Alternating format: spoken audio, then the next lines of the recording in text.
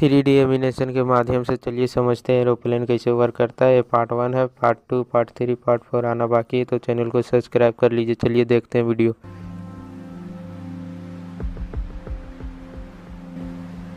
Let's start with the airframe.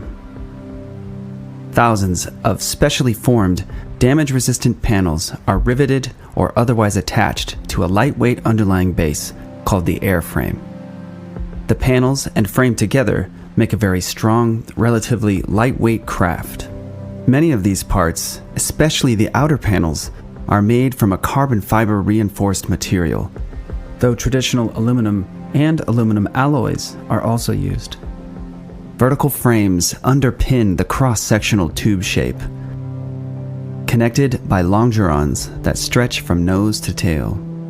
And in between these, a vast network of stringers